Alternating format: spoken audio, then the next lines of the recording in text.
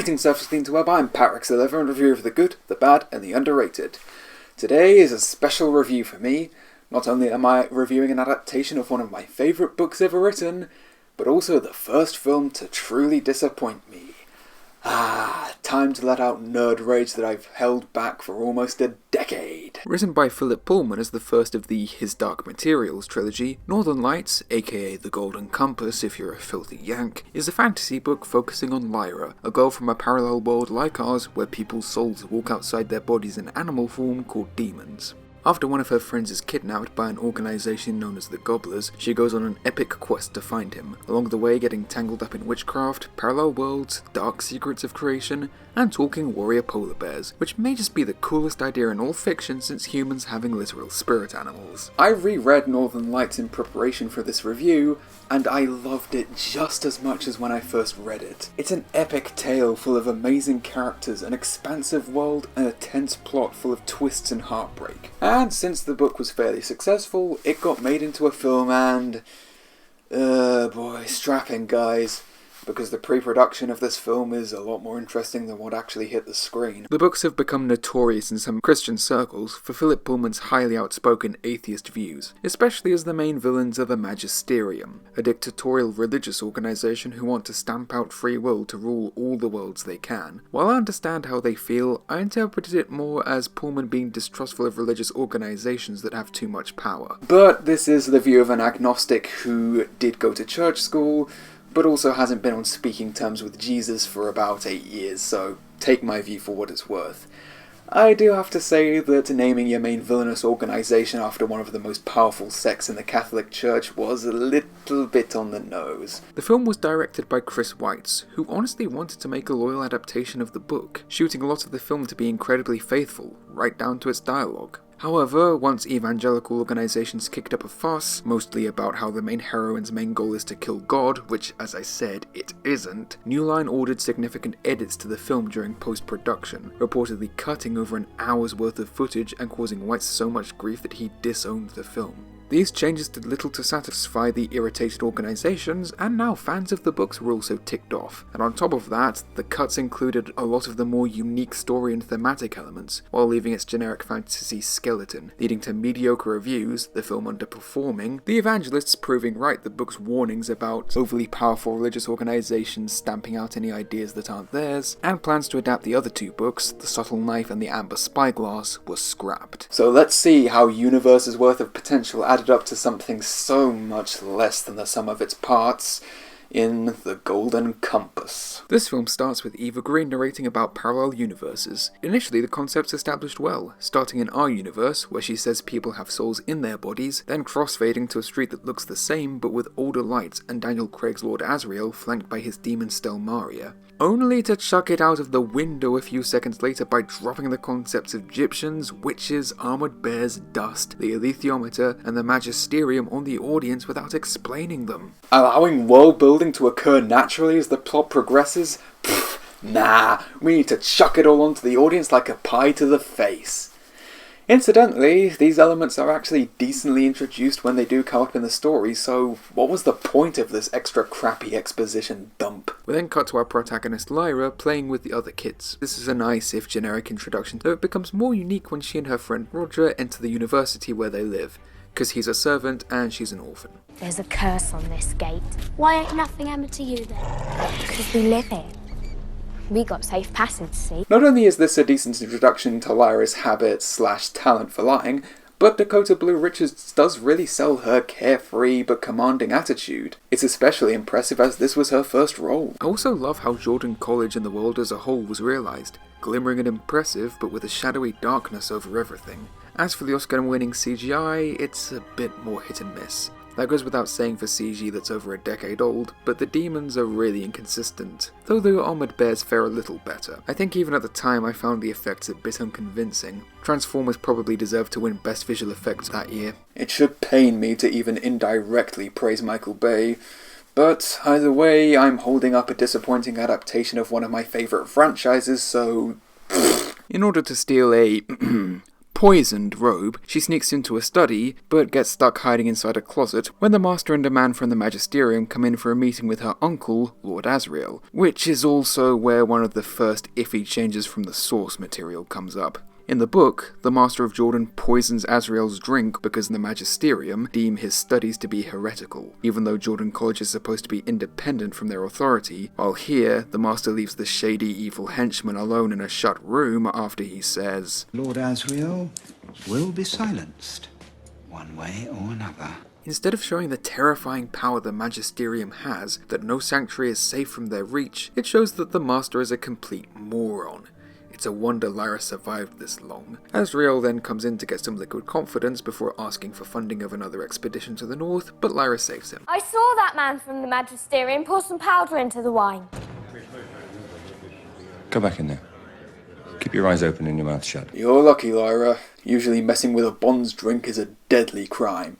Especially something like Tokay, that stuff's great. And of course, Craig is great as Asriel. Not only does he emit the confidence and authority you'd expect from him, but also handles the exposition of his finding dust, revealing and connecting them to a parallel world pretty skillfully. Exposition, especially of fantastic cosmic concepts like dust, is easy to botch, but Craig delivers it very well. Somewhere men have no demons, somewhere demons have no men, and even some where there is no magisterium. That is heresy.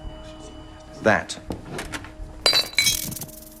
is the truth. Badass. Although outside we get some more awkward dialogue, as Asriel chastises Lyra for being a liar and a rapscallion, even though we just saw that, and mentioning... I see your demon still changes shape.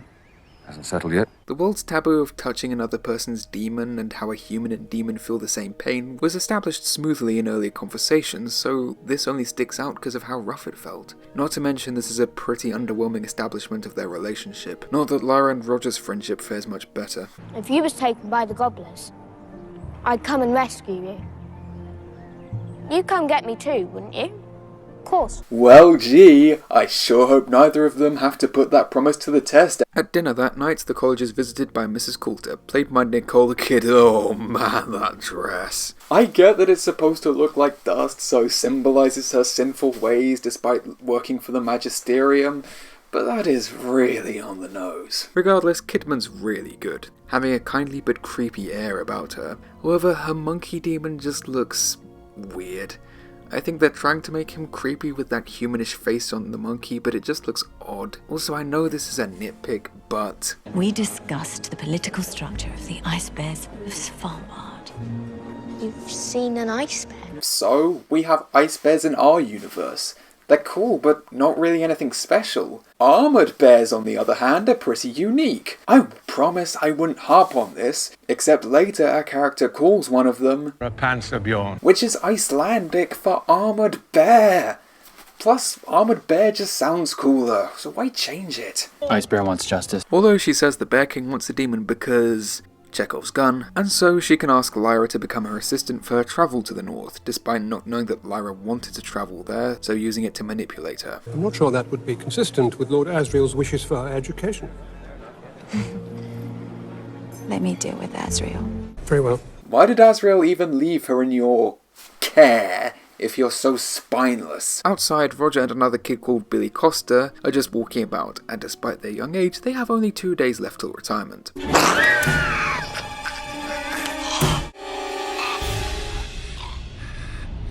Next we focus on the evil guy saying generic evil things. If he succeeds in proving the existence of these other worlds, it will contradict centuries of teaching. See? Stuff like that doesn't make much sense with the book's thematic meat cut out. I mean, unless the Magisterium are an evil organisation of teachers. The doctors at Bolvangar are close to perfecting the inoculation. Well, at least we know they aren't anti-vaxxers, so they can't be entirely evil. And not only did they make the Magisterium more generic, but they wasted Derek Jacobi and Christopher Lee in 30 seconds of worthless screen time. Give them more meat and their performances would have been masterful. Magical even. We failed her. Going by his track record in this film, that's probably the Master's catchphrase. But he actually does something clever by giving Lyra the alethiometer, a device that answers any question you ask to it truthfully. essentially in a world full of lies, and I guess we're moving on. Probably mostly due to the botched editing of this film, the pacing is absolutely awful. While Pullman's books do usually have a quick pace, it never feels like it's at the expense of character development and world building. This film rushes through both of those, so Lyra's leaving and noticing Roger's disappearance carries no weight. Although the world building isn't helped by the overall setting seeming late 19th or early 20th century, but with pieces of futuristic technology that Elon Musk can only wet dream of. Once at Mrs. Coulter's heavenly looking home, the big needle of the alethiometer moves, even though you're supposed to move the 3 smaller needles to ask a question with the big needle answering. Or is it meant to be sentient? What do they all mean? Get a cozier bag? Wait, what? We then rush through Lyra and Coulter's friendship in a 30-second montage, with the only nasty thing about it being the wine. She likes to show off her new pet, doesn't she? She's never taking us to the north. We're like prisoners in this house. You've been with her for 2 minutes. What are you talking about? While the books don't spend that much time on it, you do get the sense that Coulter's just using Lyra, tempting her with nuggets of the north, then going right back to lavish parties or shopping, with Lyra being little more than a cute accessory. Here, Pan just tells us about the rules and detours they've been on, so it feels like they're just whining. You take off that childish shoulder bag. Lyra, put it away now. I don't want to. If you do not obey me, you will have an argument which I will win. Now put it away at once. Oh, now you're actually playing into the twisted relationship they have in the book. Regardless, this is still a creepy scene. Kidman's chilling and probably gives the film's best performance, slowly going from kind to more forceful. Her demon attacking Pan is horrifying, but like the montage, is a bit too short, and Coulter gripping Lyra makes it seem like she's in pain more from that than Pan getting attacked, so ironically it weakens the impact of this. Now, kiss me.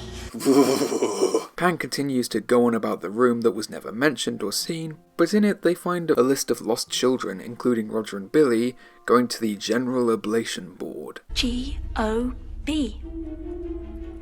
Gobblers. Way to spell it out, you condescending carnivore. However, this is a decent change from the book, as in that Lyra just overheard about the oblation board from one of Coulter's guests at a party. On the other hand, where's Mrs. Coulter? Did they really just sneak into her office while she was still in the house and not distracted by anything? I thought Lyra was supposed to be clever. She gets found pretty quickly, but then walks in on the monkey checking the alethiometer and runs out the window. Where are we gonna go? Anywhere's better than here. No duh, a lot of places are better than a London street at night. Maybe that line would have been better back in the house. Though like Lyra's last sneaking attempt, she lasts about a minute before she's caught, this time by the gobblers. Although she gets a convenient break by being rescued by the Gyptians, this world's equivalent of gypsies who travel on the canals, one of them being Billy's mum, Ma Costa. We've been in your shadow ever since you left Jordan College, watching over you. Oh, never mind, now our saviours are creepy. And that's not Pullman's fault. In the books, the Gyptians were following the gobblers to get their children back, and only rescued Lyra by chance. They then go to their one boat? Are they all supposed to live on there, or are they already on their way to the north? We then meet the Gyptian king John Farr, your typical big, friendly, scary-looking leader type, and Father Coram, a wise mentor who's afflicted by a crippling lack of screen time along with the other Gyptians. Partly because of the scenes with Coulter feeling rushed, and partly because they're already on a warship, the Gyptians' impact to the story, besides being an army for the climax, is basically non-existent. Even though they were on their way to war, their scenes in the book were a welcomed break from the tedium and manipulation Lyra got from Coulter, as she was working towards getting her friend back while living with the more kindly Ma Costa. As well as that, while John Farr's a good man, he initially didn't want Lyra to go to the north since, well, she's a little girl, and Father Coram was a source of kindness and wisdom. Here... It's an alethiometer. It's a truth measure. His job is to tell us crap we already know. Although apparently Coram's another victim of the post-production, as his actor, Tom Courtenay, has complained that most of his scenes were cut. But he does tell her how to work the alethiometer, and then gets weird spacey visuals. I mean, it's not bad presentation, just a little weird.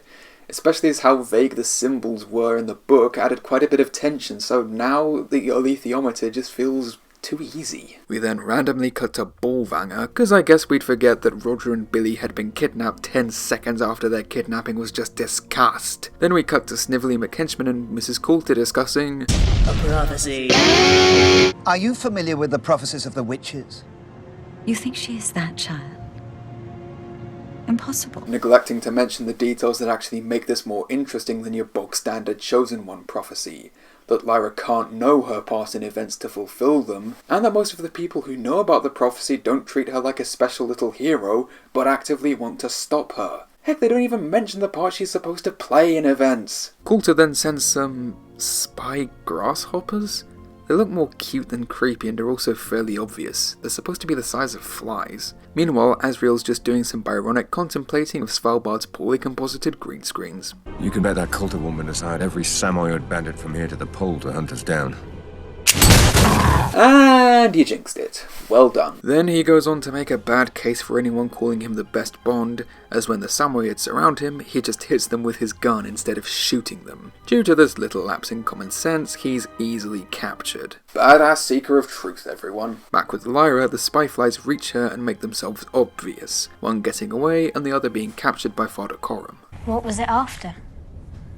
You, Lyra. Well, that was a bit late considering you were already out at sea. But regardless, Lord Farr announces his intention to go north and get their children back, even though, as I said, they seem to be out at sea. What were you doing out there? Going for a nice sunny holiday in Mallorca to wait for the whole gobbler thing to blow over? Then at night, Lyra and Pan are randomly met by the Witch Queen Serafina Pekkala, who's there to ask about the alethiometer. Where's your demon? Kaiser can fly a long way from me. Eva Green's great, of course, and I don't even mind the change that it's her meeting them rather than her demon, since a talking goose in live action will probably look a bit silly, which is why the TV series changed Kaiser into a gear falcon. She then asks which of the men on the boat was her lover, the answer being Coram because... well, I don't know. Neither her nor Coram add much to the film, with the longer life as a witch, and their having a dead son not even being mentioned. Apparently there was a scene hinting at this which was cut, with Serafina going to see Coram but ultimately hiding from his view. To add extra insult to injury,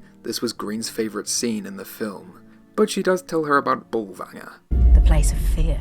No, it's the fields of evil. And like with the Panzerbjorn, I wouldn't point this out, except that Bolvangar is an actual Norse word. Also nice of Serafina to dump exposition on Bolvangar's defences that Lyra in the book used the alethiometer to get herself. All this adds up to the film version of Lyra feeling far more stupid and useless than her cunning book counterpart. Further showing this, she uses the alethiometer out in the open when they reach Trollesund, but luckily it only attracts the attention of the aeronaut Lee Scoresby, played by Sam Elliott. If I was on the kind of scout that I reckon you're on, I'd hire myself an aeronaut and an armored bear. If they only had to get one or two of the characters dead right from the books, I'm glad that one of them was tied for my favourite. Elliott is absolutely perfect as Scoresby, getting this great mixture of genuine friendliness with a slight cynicism and greediness. Plus, he even calls the armoured bears. Unfortunately, the establishment of my other fave, Yorick Byrneson, is far more underwhelming. We want to offer you employment. I am employed. I mend broken machinery. I lift heavy objects. What kind of work is that for a Panzerbjorn? Paid work! Minus the still fairly impressive effects, everything about Yorick's characterization feels just a bit off. First off, much as it pains me to say this, I think Ian McKellen's miscast. In fact, his casting was a studio mandate, Weitz' original choice being Nonzo Anozie, who I agree would have been a better fit. McKellen sounds too old and sophisticated, while Yorick's supposed to be a fierce warrior in his prime. I'm sure he could have pulled it off, but maybe a few decades ago. Although speaking of his fierceness, I feel they make Yorick too human. The book makes it clear that while Yorick's intelligent and noble, he's also proud, fearsome, and completely inhuman. Someone that deserves your respect, because if you cross him, he won't let you live long to regret it, like any powerful wild animal. Here, I feel no tension when Lyra mouths off to him, and when he says how the townspeople took his armor when he was drunk, he's far too expressive and sounds too sad. Not to mention it feels out of character that he'd be so emotional in front of two people he'd never met. If he became less expressive as the film went on to contrast Ragnar wanting to be human, that might be effective. but throughout most of the film, you could switch him out with a big strong man and not notice any difference. In essence, they took one of the most unique animal sidekicks in fiction and turned him into a generic tough guy with a chip on his shoulder and a heart of gold. I mean, they also did that by making Pan state the obvious and make jokes more than stating Lyra's fears and doubts, so I guess that's to be expected. Of course, Lyra pities him and uses the alethiometer to find his armor, as well as his backstory of being exiled? He just told you that! I was sent away from Svalbard because I was unworthy. I fought another bear in single combat and was defeated. Do you have the memory of a goldfish as well as golden hair? It doesn't help that not only is this a cliché reason for Yorick's exile and shame, but far weaker than the book, where he killed another bear who refused to surrender after being repeatedly defeated in combat, with it later being revealed that bear was poisoned into that state of mind by the one who took Yorick's throne. But anyway, Yorick naturally rushes off to get his armor after Lyra tells him and fights the guards. He fights the guards. No, Lyra, you're only supposed to intervene when it looks like he'll kill them. With the editors on speed, you're rushing through some potentially badass moments. Let's not be too hasty. The way I see it, there's no need for a dust-up. Okay, that was pretty cool, but still. Meanwhile, our underdeveloped overlords are sending Mrs. Coulter after Lyra to perform the intercision on her at Bolvangar because...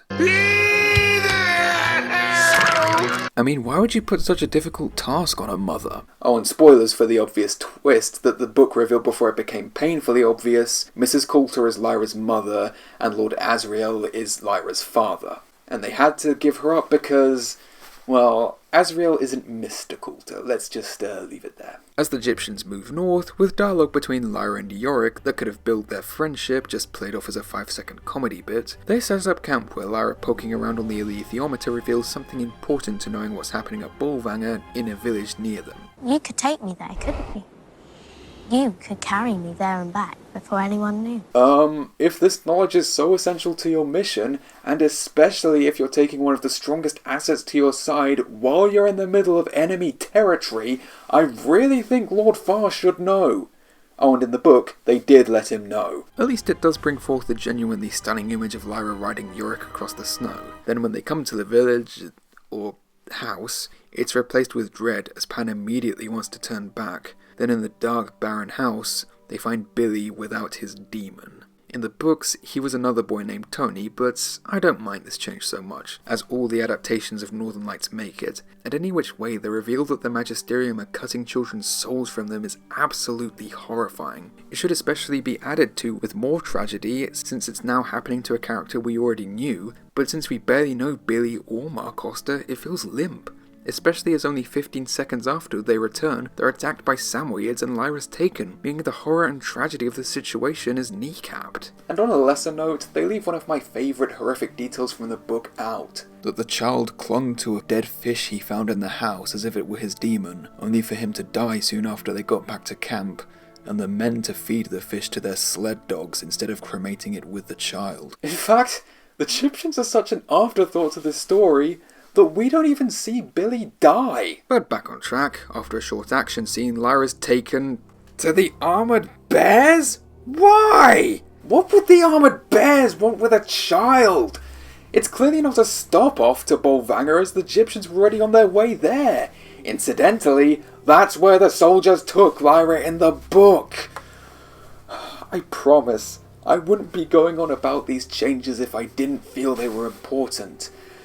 But unnecessary changes to a solid story, especially ones that create plot holes that weren't there, are in my opinion one of the cardinal sins an adaptation can commit. Anyway, she's brought into the court of King Ragnar, Joffa in the books, instead of a jail cell as... What's that face? Ragnar's supposed to be a mixture of intimidating and pathetic, but that face just looks like Bear from the Big Blue House's insane Uncle Gladys. Ian McNeese's performance captures this mix better, but like with Yorick's introduction, there's not much threat to him, as he comes off as whiny as opposed to his more unsure and unhinged book counterpart.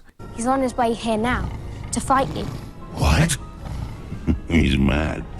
We shall destroy him! Anyway, she tricks him into believing she's Yorick's demon due to his desire to get one, but must prove it. Ask me something only you know.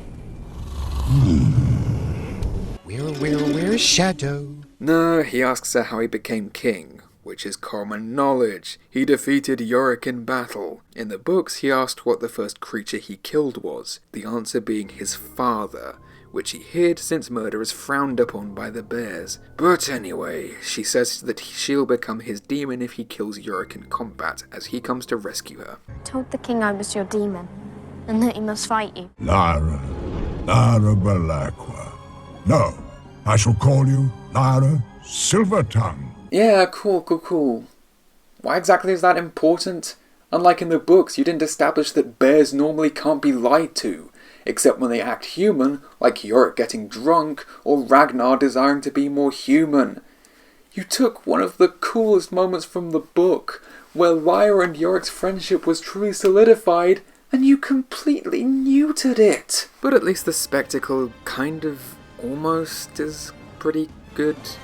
It is cool seeing the two bears fight, but it just feels like two bears wrestling about. There are no precise blows or intelligent tactics you'd expect to see from creatures with human intelligence. The sound design also lacks impact, which altogether adds up to a fight that's good, but nothing jaw-dropping. Is that all?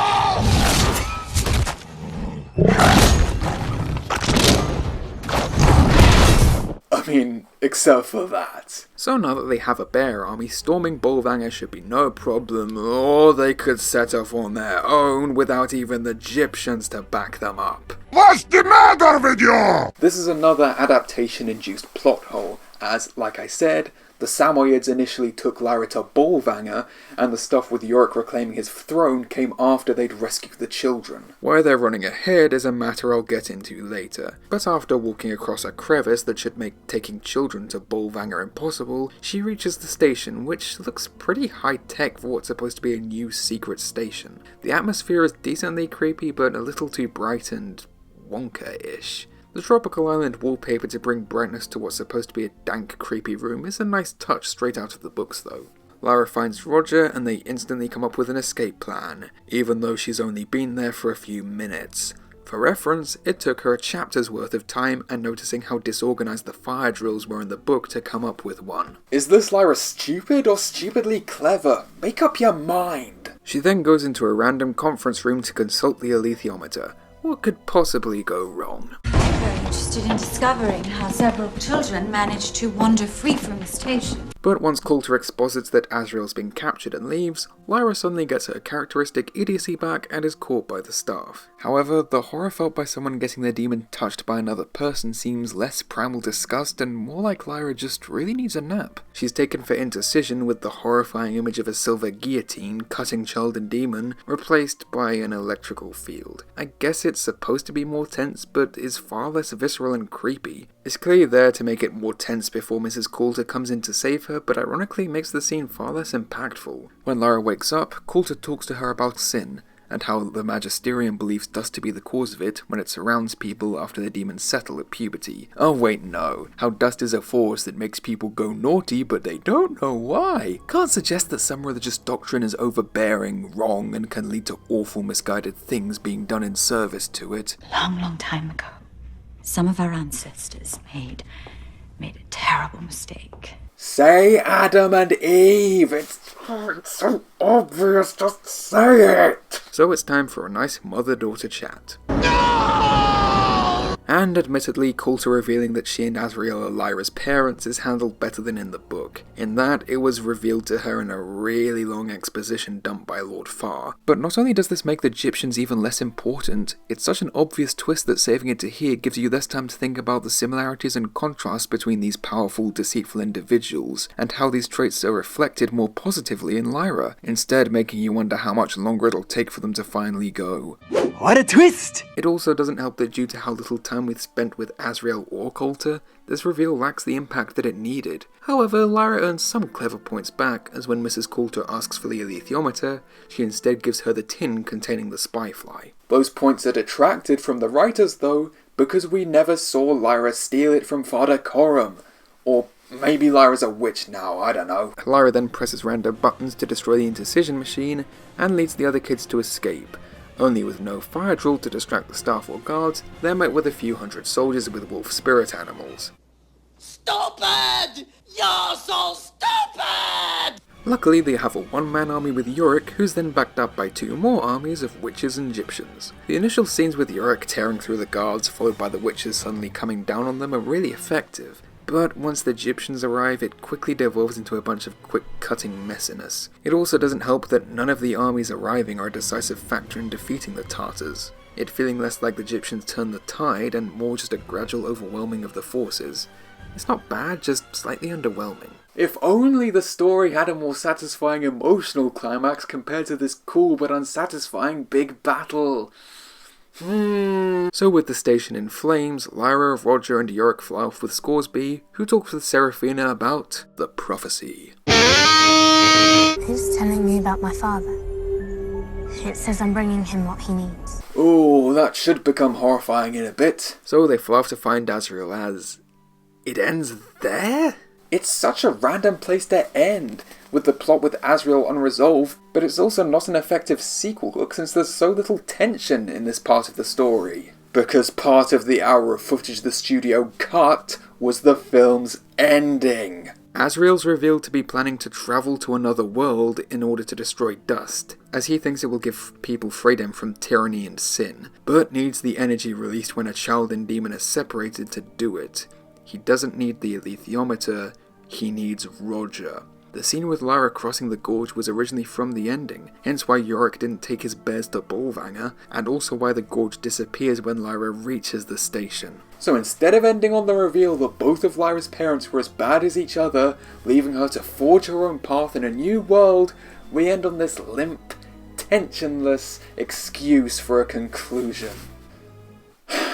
This film is a mess. It's not entirely bad, of course. The cast are excellent, the effects pretty good, and slivers of the brilliance of the original book do occasionally shine through, but so much of the themes and characterization that made them unique have been stripped away, to the point that whenever some of the grimmer elements from the book are captured, well, they feel jarring in this watered-down adaptation. The only characters who feel true to their book counterparts are Mrs. Coulter, due to Nicole Kidman's amazing acting overcoming some of the sloppier lines, and Lee Scoresby, as most of the more subversive and tragic elements to his character come in the sequels. Besides them, most of the interesting aspects of the characters are stripped away to leave them cliché shells of their brilliant wholes. Though even the iffy characterization pales in comparison to the awful pacing, leaving most of the setup and payoff of the emotional beats and big plot points feeling rushed and limp. Though even with the studio meddling with the plot, I feel like most of them still wouldn't have landed, as Pullman's story is a bit too dense for a 2 or 2.5 hour film to fully capture them. But of course maybe White's could have if the film hadn't been hacked down to an hour and a half. So on its own, this film is derivative and half-baked. But as an adaptation of one of the most thematically rich and unique fantasy series ever written, it's an unmitigated disappointment. So I feel very little sympathy for New Line folding soon after their higher-ups damned it. Luckily, 12 years afterwards, the creative minds at the BBC and HBO decided to go back and try and do these stories better justice on the smaller screen. So we'll see why bigger screens don't necessarily mean better in terms of adaptation when I come back and review the TV series His Dark Materials. I'm Parix11, thank you for watching.